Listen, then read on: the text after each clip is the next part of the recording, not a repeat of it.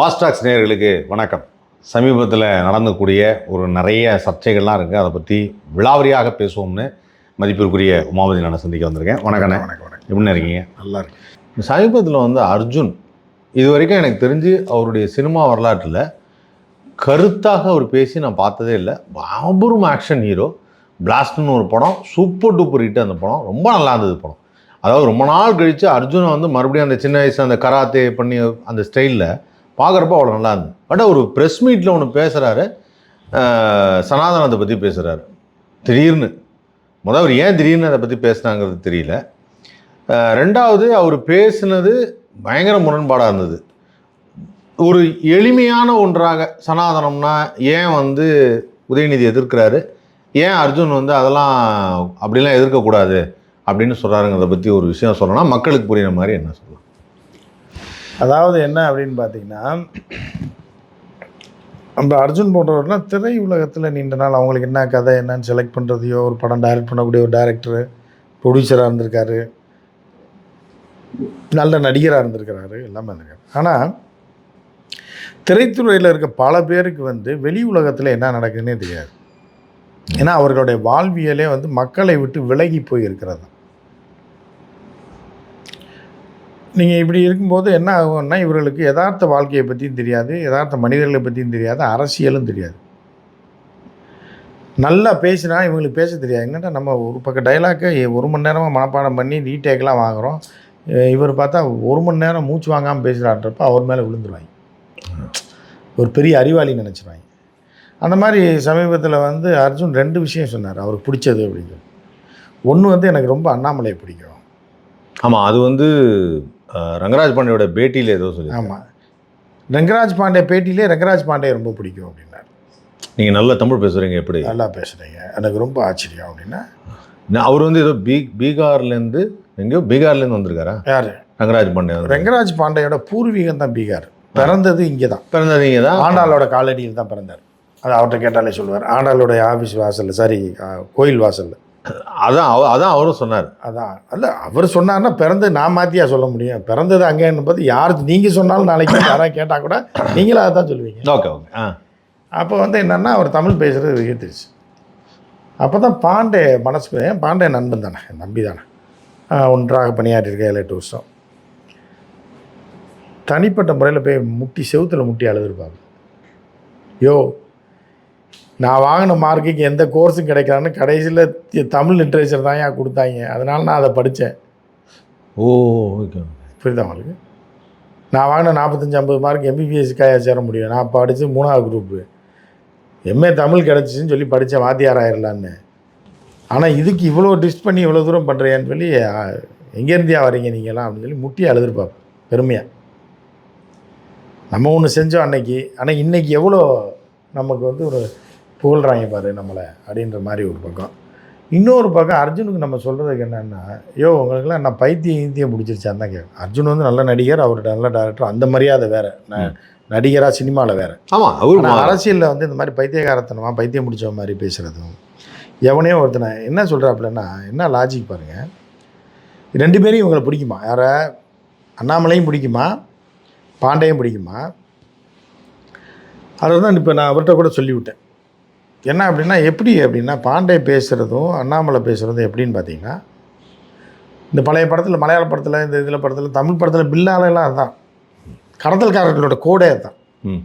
Suitcase தூக்கி பீச்சுக்கிட்ட போவாங்க. நீ அங்கே போய் நிற்கணும், படகு பக்கத்தில் ஒருத்தர் இருப்பார், அவர்கிட்ட போய் நல்ல வெயில் அடிச்சுக்கிட்டு பார்த்து மழை மேகமாக இருக்குல்ல அப்படின்னு சொல்லுவான். அவன் சொல்லுவான், இன்னைக்கு புயல் அடிக்கும்னு நான் நினைக்கிறேன் அப்படின்னா, இதுதான் கோட்வேர்டு. கரெக்டாக சொல்லிட்டான்னொடனே பெட்டியை கொடுப்பாங்க, தங்க பிஸ்கெட்டை கொடுத்துட்டு பணத்தை வாங்கி. இந்த மாதிரி பைத்தியம் முடித்தவங்க தான் இவங்க 2 பேரும். யார்? அண்ணா பாண்டி. அர்ஜுனுக்கு நம்ம என்ன சொல்லலாம்னா, மக்களை மாற்றி விட்டுறாங்க. ஐயா, நீங்களாம் நடிகர்கள், இன்ஃப்ளூயன்சர், நீங்கள் போய் ஒரு பொய்யா ஒருத்தனை புகழ்ந்தும் தவறான தகவலை பண்ணிங்கன்னா இந்த நாடு இன்னும் நாசக்காடாயிருமையா? அவங்க 2 பேரும் கேட்ட கேள்விக்கு பதில் சொல்லுவாங்க, ஆனால் கேட்ட கேள்விக்கு பதில் சொல்ல மாட்டாங்க. புரியுதா? அதுக்கான பதிலாக இருக்காது. இந்த மாதிரி தான் இருக்கும். இடி இடிக்கிற மாதிரி இருக்குது அப்படின்னா, இல்லை பயங்கர வெயில் அடிக்கிற மாதிரி இருக்குன்னு உடனே சொல்லிடுவாங்க. உடனே அவன் அறிவாளியா? அவன் கடத்தல்காரையா? அண்ணாமலை என்னைக்கா கேட்ட கேள்விக்கு பதில் சொல்லியிருக்காப்லையா? சவுக்கு எடுத்து அடிக்கிறதும் செங்கலை உருவேன்றது இந்த மாதிரி பைத்தியங்கள் வந்து உனக்கு பிடிச்சிருக்குன்னா நீ ஒரு பைத்தியம் தான். அது அந்த ஒரு பைத்தியத்துக்கு நீ பேட்டி கொடுத்து அந்த பைத்தியத்தை போல்றேன்னா நீ 2 பேரும் போல்துங்க வீட்டில் உட்காந்து நெஞ்சனாக்கு. நீ ஊரில் வந்து மாற்றி விட்டு போயிடாதீங்க. இந்த ஊரில் வந்து கர்நாடகாவிலேருந்து இங்கே வந்து இங்கே உள்ள தமிழனை மாற்றி விட்டு போயிடாதீங்க. புரியுதா? இப்போ எனக்கு கூட தான் லதா மங்கேஷ்கர் என்ன மாதிரி பாடுறாங்க, அவங்க நல்ல பாடகி, அவ்வளோதான். இப்போ பாண்டே வந்து ஒரு வித்வான், அவ்வளோதான். நல்லா வாசிக்கிறாருன்னு சொல்லு, நல்லா தமிழ் பேசுகிறாருன்னு சொல்லு, அவ்வளோ நிறுத்திங்க. கருத்தியல் ரீதியாக பேசாத நீ. புரியுதா? நல்லா தமிழ் பேசுகிறாரு, ஆனால் இவங்களை பிடிக்கும் கேட்குற கேள்விக்கெல்லாம் பதில் சொல்கிறானே, ஐயோ பைத்தியக்காரா என்னமோ ஒன்று கேட்பான். அவர் இப்போ வந்து நான் வந்து மருந்து குடிச்சாகிறேன்னு சொல்லலை. இப்போ இந்த விஜய் 10 சீட்டுக்கு மேலே வந்தானா அரசியல் விட்டு விலகினேன். இப்போ திருப்பி வந்து அரசியல் தான் பேசிகிட்டு இருக்கேன். அதை கேட்டியா நீ? உனக்கு கான்செப்ட் புரியாது. எதுக்கு நீ எல்லாம் பேசுகிறீங்க? இங்கே தமிழ்நாட்டில் வந்து நியாயம் தானே, நம்ம தாலியை போட்டு அது யாருமே கேட்கலையானே. அதான் எங்கள் தாலியை போட்டு ஏன் வந்து இருக்கிறீங்க வெளியூர்லேருந்து வந்து? எவனையா ஒருத்தனை தூக்கி விட்டு நீ சொல்லிடும் உன் ஃபாலோவர் 4 பேர் அவனை ஃபாலோ பண்ணிகிட்டு இருக்கிறதுக்கா இந்த நாடு இன்னும் குடிச்சவரமாக போகணுமா? அண்ணாமலையை பிடிக்கும், எனக்கு பாண்டையை பிடிக்கும்னு சொல்லி நீ சொல்லிட்டு போயிடுற. இவ்வளோ பெரிய நடிகரே சொல்கிறான்னு வாங்க. வெளி மாநிலத்தில் வந்து பைத்தியம் பிடிச்ச மாதிரி இங்கே உட்காந்துக்கிட்டு உனக்கு பெருசாக தான் தெரியும், உனக்கு தமிழ் பேசவே சரியாகவே பேச தெரியாது, அவன் நல்லா பேசுகிறான்னொன்னே மயங்குறீங்க. உங்களெல்லாம் யார் பேட்டி கொடுக்க சொன்னா? இதெல்லாம் சினிமாவை பற்றி பேசுங்க, டைரக்ஷன் பற்றி பேசுங்க, படம் ஆக்டிங்கை பற்றி பேசுங்க, உங்களுக்கு தெரிஞ்ச மண்ணாங்கட்டியை பேசிங்க. சும்மா உட்காந்து இருக்கிறவனை கெடுத்து விட்டு இங்கே தமிழ்நாட்டை குழப்பி விட்டு போயிடாங்க. ஏன்னா இப்படி தான் அவங்கள்ட்ட பேசணும். பைத்தியம் பிடிச்சவனு இவங்களுக்கு சினிமாவை தவிர எதுவுமே தெரியாது. சினிமாவோட நிறுத்து. அரசியல் கருத்தெல்லாம் நீங்களாம் சொல்லாதீங்க. இருக்கிறவனை இழுத்து விட்டு தெருவில் இழுத்து விட்டு வேணும். பைத்தியக்காரன் நல்லா பேசுகிறான்னு அவன் கையில் ஆட்சியை கொடுத்துட முடியுமா? இல்லை அவன்கிட்ட அதிகாரத்தை கொடுத்துட முடியுமா? கஷ்டம். இதுக்கு இன்னொரு உதாரணம் நான் சொல்லுவேன், அது ரொம்ப கேவலமான உதாரணம். சரி வேணாம், அது வேணாம், நல்லா இருக்காது. சும்மா சொல்லுங்க. இல்லை சொல்லக்கூடாது.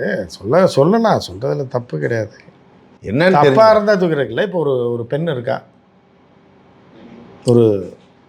ஒரு தொழில் செய்யக்கூடிய உடல் உழைப்பு தொழிலாளி, நீண்ட நாளாக பண்ணுறதுக்காக ஒரு குடும்பத்தில் இவங்க இருந்தால் நல்லா இருக்கும், பயங்கர எக்ஸ்பீரியன்ஸ் சொல்ல முடியுமா? இவங்கள வச்சு தான் குத்து விலைக்கு ஏற்றி இனிமேல் குடும்பத்தை நடத்த சொல்லி அப்படி சொல்லுவாங்களா? யாராவது சொல்ல மாட்டாங்க. அது வேற இது வேற.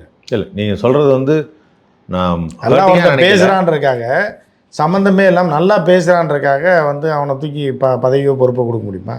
அவன் சொல்கிறது பூரா பொய் புரட்டு பித்தலாட்டம். அப்போ நீ கேட்குற கேள்விக்கு டக்கு டக்குன்னு பதில் சொல்லிட்டானா அவன் அறிவாளியா, இல்லை அவன் வந்து இந்த நாட்டை ஆளக்கூடிய தகுதி படைத்தவனா? என்னையா சொல்ல வரீங்க நீங்கள்?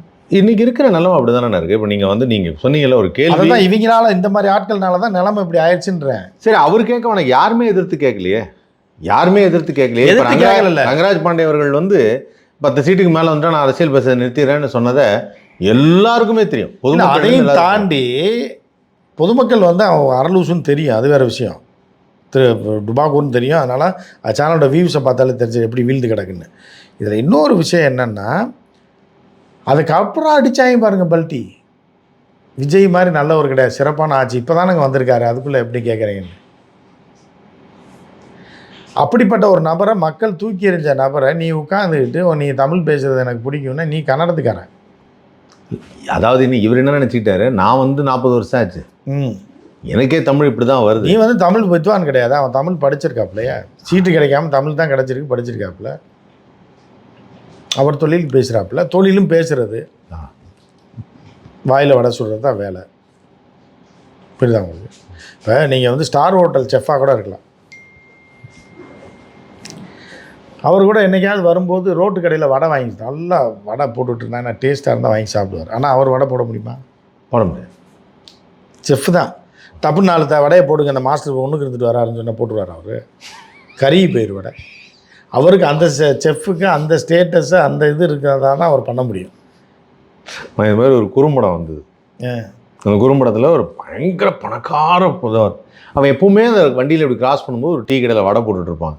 அவனுக்கு ரொம்ப ஆசை ஒரு நாள் இறங்கி அந்த வடை சாப்பிட்ணும் அப்படின்னு. ஸோ ஒரு நாள் என்ன ஆகும்னா, அவன் ஸ்டேட்டஸ்க்கு கோட்லாம் போட்டீங்க வந்து ஒரு டீ ஒரு வடை அப்படின்னு ஆனால் அவன் கொடுத்தோடனே அவனுடைய ப்ராப்ளம் என்ன அப்படின்னா, அந்த வடையை ஒருத்தன் திருடிட்டு போயிடுவான். ஐயோ, வாங்கின வடையவா? அந்த வாங்கிட்டு கையில் இப்படி வச்சு இப்படி கடிக்கிறதுக்காக திருடிட்டு போயிடுவான். ஸோ இவன் துரத்திட்டு போயிட்டு அவன் பார்த்தோன்னே சார் விட்டுருங்க சார் அந்த வடையை விடணும் வடையை விடணும் இந்த 500 ரூபா வச்சுக்க. ஏன்னா நான் ரொம்ப நாள் ஆசைப்பட்டதே இந்த டீக்கு வடைக்கு அந்த 500 ரூபா கூட வச்சுக்கோ, ஆனால் அந்த வடை நான் தான் சாப்பிடுவேன் அதை கொண்டாடின்னு சொல்லிட்டு மறுபடியும் டீ எடுத்து குடிச்சிட்டு அப்படின்னும். ஸோ நீங்கள் சொன்னது கரெக்டாக இருக்குது, பரவாயில்ல. அந்த மாதிரி அரசியல் பயிர்ந்து யார் இல்லை அது பேசியிருக்காரு. ஆனால் இப்போ என்னென்னா மக்கள் வந்து அதை நீங்கள் சொன்ன மாதிரி சோஷியல் மீடியாவில் அது லூப்பில் போட்டு இப்போ என்னவோ சனாதனம் வந்து அவர் சொன்னது தான் கருத்துன்னு எல்லாரும் ஃபீல் பண்ணுறாங்க. அதுதான் சனாதனம் போல இருக்குது. அதாவது வாழ்க்கையின் வழிமுறை, அது வந்து நம்ம பெரியவங்களை எப்படி மதிக்கணும்னோ, நம்ம எப்படி உங்களை கூட வச்சுக்கணுங்கிறதோ, அப்பா அம்மா வேணும்னு சொல்லிட்டு வெட்டி விட முடியுமா சனாதனம் வேணும்னு சொன்னா அப்படின்னு சொல்லியிருக்காரு. ஸோ அது வந்து இப்போ இந்த மாதிரி வைத்தியங்கள் பிற மாநிலத்திலேருந்து பிழைக்க வந்தது மட்டும் இல்லாமல் அதோடு போயிடணும். இங்கே உள்ளவனுக்கு அட்வைஸ் பண்ணக்கூடாது. அதை அங்கே போய் கர்நாடகாவில் போய் அட்வைஸ் பண்ணலாம். இங்கே வரலாம், படம் எடுக்கலாம், டைரக்ட் பண்ணலாம். நல்ல டைரக்டரு, நல்ல நடிகர், நம்மலாம் பார்த்து ரசித்த டைரக்டர் நடிகர் தான், நல்ல மனிதன் தான், ரொம்ப கொடூரமான ஆள்லாம் கிடையாது, அதெல்லாம் நம்ம ஒத்துக்கிறோம்.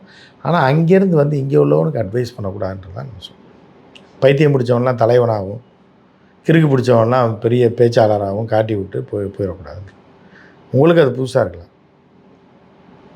புரியுதா உங்களுக்கு? நீங்கள் வந்து வெளியூருக்காரன், வெள்ளை சேலை கட்டி நடராத்திரியில் வர்றது மோகினியாக நினைப்பீங்க. ஓகே, எங்களுக்கு தெரியும் அது தூக்கு போட்டு சேர்த்த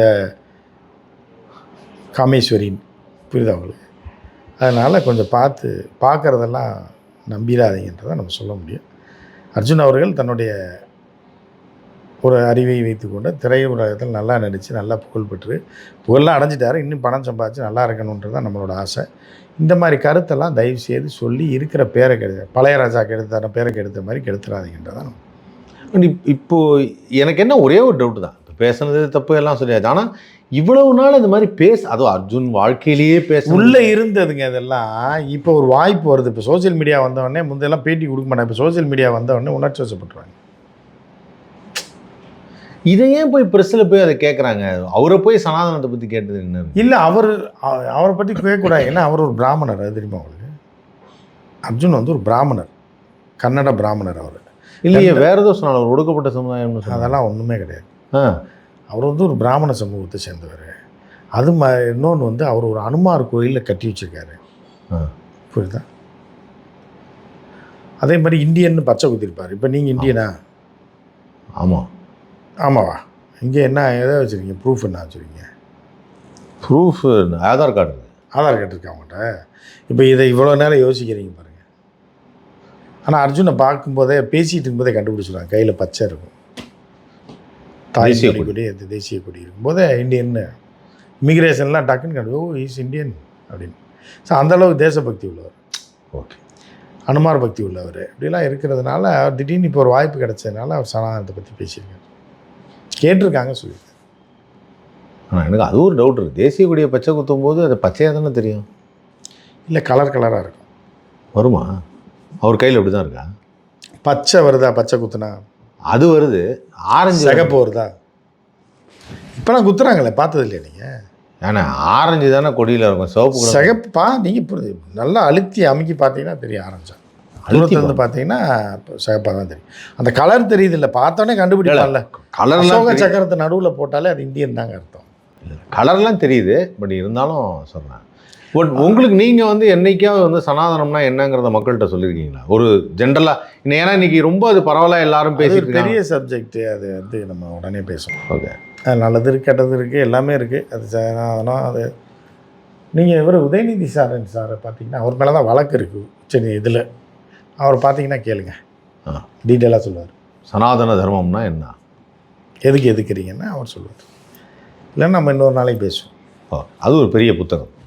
ஓகே, ரொம்ப ரொம்ப சந்தோஷங்க. நிறைய விஷயங்களை வந்து தெளிவுபட சொன்னதுக்கு. மீண்டும் சந்திப்போம்.